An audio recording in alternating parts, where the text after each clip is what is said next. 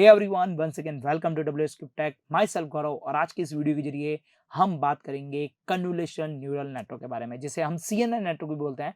और बेसिकली ये कब काम आता है? जब आपको डायरेक्ट इमेजेस का क्लासिफिकेशन करना हो।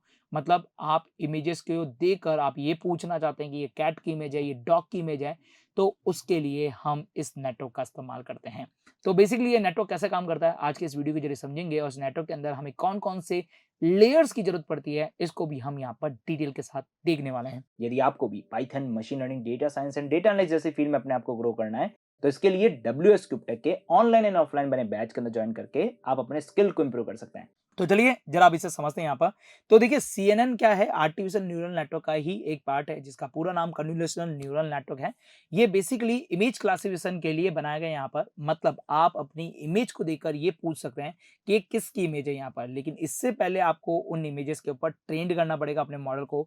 मतलब अपने मॉडल को समझाना पड़ेगा यहाँ पर कि ये जो इमेजेस है, ये कैट की है, डॉग की है, या काऊ की है, बफेलो की, जिसकी भी आपके पास है यहाँ पर, ये समझाना पड़ेगा। मतलब हमें पहले मॉडल को ट्रेंड करना पड़ेगा, फिर हम एज पर टेस्टिंग के लिए हम उसे इमेज देंगे, तो वो इमेजेस को रीड करते हुए हमें ये रिजल्ट देगा कि ये इमेज किस चीज की है। तो इस चीज के लिए हम यहाँ पर इस्तेमाल कर रहे हैं कन्वोल्यूशन न्यूरल नेटवर्क का।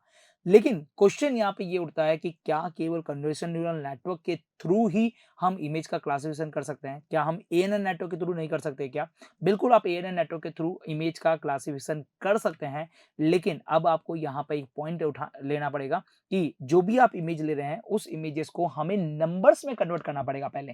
देन उसके बाद में हम उन नंबर्स को लेते हुए हम हमारा एएनएन का नेटवर्क डिजाइन कर सकते हैं।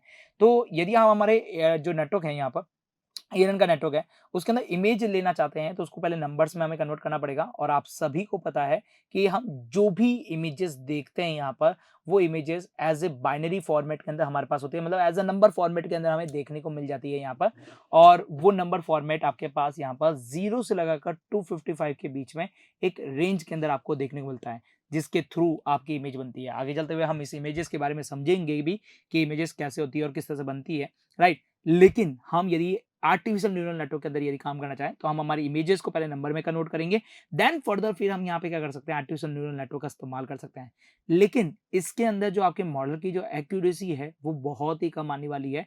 उसकी जगह पर हम इस्तेमाल करते हैं हमारे कन्वोल्यूशन नेटवर्क का।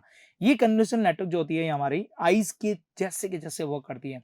आईज के जैसे वर्क करने का मतलब क्या है? देखिए, हमारी जो आईज होती है, ह्यूमन आईज होती है, ये क्या करती है, किसी भी इमेजेस को पहले रीड आउट करती है। और रीड आउट करके क्या करती है, यहाँ पर उसकी जो इमेजेस हैं, उसकी इमेजेस का जो इमेज है, मतलब आपके पास ये इमेज का जो इमेज है यहाँ पर, वो हमारे आईज के जो इनर पार्ट है, वहाँ पे ये बनाती है।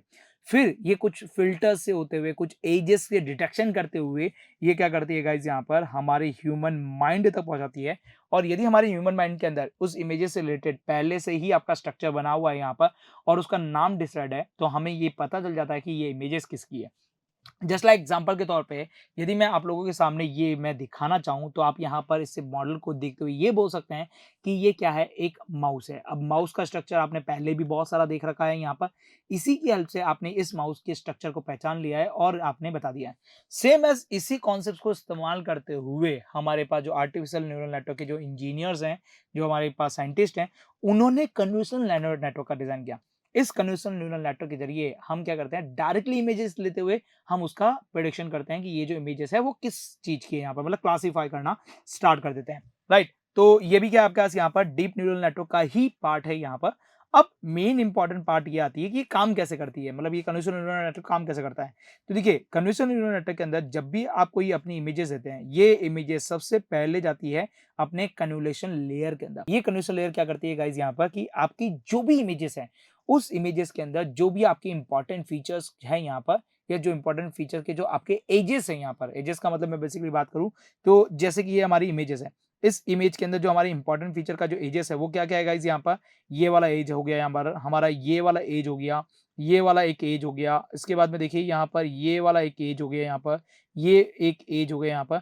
तो जितने भी एजेस है यहाँ पर, उन एजेस को डिटेक्ट करती है, ताकि आपकी जो इमेज है, उसे अच्छे तरीके से रीड किया जा सके। तो देखिए, सबसे पहला काम क्या होता है यहाँ पर, कि आपकी जो भी इमेजेस हैं, उस इमेजेस के अंदर जितनी भी एजेस हैं यहाँ पर, उन्हें आपके पास क्या किया जाता है, फाइंड आउट किया जाता है विद द हेल्प ऑफ किससे, कन्वोल्यूशन लेयर की हेल्प से।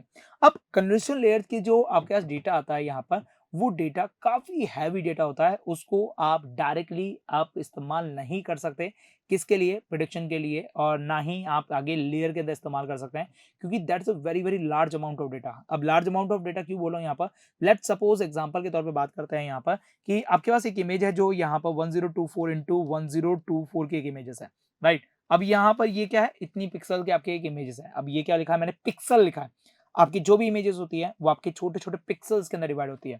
मतलब आप जब भी अपने इमेजेस को ज़ूम करके देखेंगे तो आपको छोटे-छोटे, छोटे-छोटे बॉक्स दिखेंगे, और वो कलर बॉक्सेस आपके पास क्या कहलाते हैं? यहाँ पर पिक्सल कहलाते हैं। मतलब एक इमेजेस के अंदर 1024 आपके पास यहाँ पर पिक्सेल्स आपके पास होंगे, वर्टिकली एंड हॉरिज़ॉन्टली। उसके बाद में आपकी जो एक इमेज है वो आपके पास बन के निकल के आती है।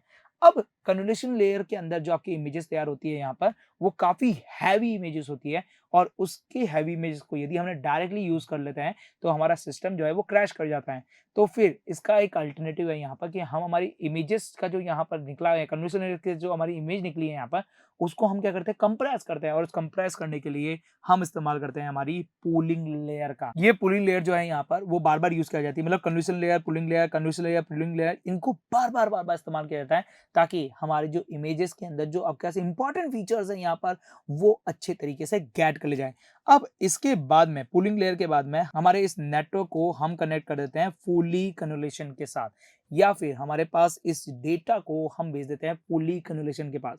अभी फुली कन्वोल्यूशन लेयर क्या होती है गाइस? यहाँ पर फुली कन्वोल्यूशन लेयर की यदि मैं बात करूँ यहाँ पर, तो that is a ANN network. Yes, आप कहाँ पहुंचा देते हैं गाइस? यहाँ पर एएनएन नेटवर्क को पहुंचा देते हैं। मतलब आपके पास इसके आगे, मतलब आपके पास जो भी आपकी इमेजेस आई, इसको हमने कन्वोल्यूशन लेयर के पास पहुंचाया, उसके बाद हमने पूलिंग के पास पहुंचाया, फिर वापस कन्वोल्यूशन के पास पहुंचाया, फिर वापस पूलिंग के पास पहुंचाया। ऐसे आप जितने प्रोसेस करना चाहे उतने प्रोसेस कर सकते हैं।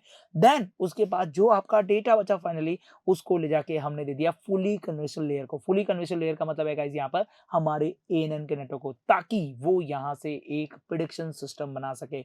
मतलब आपके पास एक क्लासिफिकेशन सिस्टम बना सके कि ये जो आपके पास गिवन इमेज है, ये कार की इमेज है, ये डॉग की इमेज है, या काऊ की इमेज है, ये पहचान सके। तो गाइस, कन्वोल्यूशन न्यूरल नेटवर्क और आर्टिफिशियल न्यूरल नेटवर्क में एक मेजर डिफरेंस है कि आर्टिफिशियल न्यूरल नेटवर्क के अंदर हमारे पास जो डेटा डायरेक्टली आता है वो टेबुलर फॉर्मेट के अंदर होता है, नंबर फॉर्मेट के अंदर देखने को मिलता है। लेकिन कन्वोल्यूशन न्यूरल नेटवर्क के अंदर जो हमारा डेटा यहाँ पर आता है वो हमारा इमेजेस होता है, और इस इमेजेस नेटवर्क के डेटा को हम क्या करते हैं? नंबर डेटा में कन्वर्ट करते हैं with the help of then फिर convolution layer, then pooling layer, and उसके बाद फुली कन्वोल्यूशन लेयर की हेल्प से। देन उसके बाद में इस डेटा को हम क्या करते हैं? पास ऑन कराते हैं हमारे आर्टिफिशियल न्यूरल नेटवर्क को, जिसके थ्रू हम हमारा प्रेडिक्शन सिस्टम तैयार करते हैं। अब बात करते हैं यहाँ पे कि ये जो इमेजेस होती है, इमेजेस है क्या यहाँ पर? देखिए, जब भी आप किसी कलर इमेजेस की बात करते हैं यहाँ पर, यस, आप किसकी बात कर रहे हैं गाइस? यहाँ पर आप किसी भी कलर इमेजेस की बात करते हैं, तो उस कलर इमेजेस के अंदर हमारे पास 3 कलर चैनल होते हैं, और वो कलर चैनल होते हैं आरजीबी। अब ये आरजीबी कलर चैनल का मतलब क्या है? Red, green and blue colour आपको चैनल देखने मिलते हैं। अब यहाँ पे आपने जो भी अपनी इमेजेस बोली है, जैसे अपनी इमेजेस है यहाँ पर 1024 इंटू 1024 यहाँ पर, तो ये 1024 इंटू 1024 के आपके पास 3 कलर चैनल मिलेंगे आरजीबी, ये कलरफुल इमेज की बात कर रहा हूँ। और ये जो आपके पास यहाँ पे जो 1 पिक्सल आपके पास होता है यहाँ पर, ये आपके पास इस पिक्सल की जो रेंज होती है यहाँ पर, वो 0 से 255 के बीच में होती है। यस, ये जो रेंज आपको देखने को मिलेगी, ये हमेशा 0 से लेके 255 के बीच में देखने को मिलती है। और इनकेस हम यहाँ पे ब्लैक एंड व्हाइट इमेजेस की बात करें, तो वहाँ पे हमारे पास एक ही कलर चैनल होता है। Yes, black and white image के अंदर हमारे पास क्या होता है? एक ही कलर चैनल आपके पास मिलता है, और उसके अंदर डायरेक्टली आपको कलर मिलता है यहाँ पर 255 के बीच में, 0 से लेके 255 के बीच में हमें एक ही कलर चैनल देखने को मिलता है। तो देखिए गाइस, यहाँ पर जो भी आप इमेजेस इस्तेमाल कर रहे हैं, उस इमेजेस के अंदर पहली तो चीज़ क्या है? आपकी जो इमेजेस है वो इतने पिक्सेल्स के अंदर होती है। इवन दैट आपके पास यहाँ पर कलर चैनल इमेज का इस्तेमाल कर रहे हैं, मतलब रंगीन इमेजेस का इस्तेमाल कर रहे हैं, यहाँ पे कलरफुल इमेज का इस्तेमाल कर रहे हैं, तो उसके अंदर आपके जो पिक्सल की क्वांटिटी होती है वो इस तरह से बढ़ जाती है। जैसे 1024 इंटू 1024, यस, 1024 इंटू 1024 इंटू 3, 3 किस लिए किया है यहाँ पर? क्योंकि 3 कलर चला रहा है यहाँ पर, R G and B, red, green and blue, ये 3 कलर चैनल देखने को हमें मिलते हैं यहाँ पर। तो गाइज, ये जो आपकी इमेजेस होती है वो इमेजेस कुछ इस तरह की होती है। अब ये जो हैवी इमेजेस होती है, इनके ऊपर डायरेक्टली वर्क नहीं किया जा सकता, तो फिर इसके लिए हम convolution layer, pulling layer, convolution layer, pulling layer से होते हुए हम क्या करते हैं, इमेज क्लासिफिकेशन सिस्टम यहाँ पर तैयार करते हैं। तो गाइस कन्वोल्यूशन न्यूरल नेटवर्क के अंदर हम क्या कर रहे हैं गाइस, यहाँ पर इमेज का क्लासिफिकेशन कर रहे हैं, ना कि हमारे पास जो टैबुलर डेटा आ रहा है जिसके अंदर हमारा सारा डेटा न्यूमेरिकल फॉर्मेट में है, उसके थ्रू नहीं, हम यहाँ पर हमारी इमेजेस को लेते हुए उसके अंदर हम इस तरह से तैयार करते हैं। अब यदि मैं फाइनलाइज लिखूँ यहाँ पर कि हमें करना क्या होता है, तो सबसे पहले हमारी इमेजेस होती है, उसको कन्वोल्यूशन लेयर से पास कराना है, फिर हमें मैक्स पूलिंग से पास कराना है, फिर हमें फ्लैटेन से पास करना है।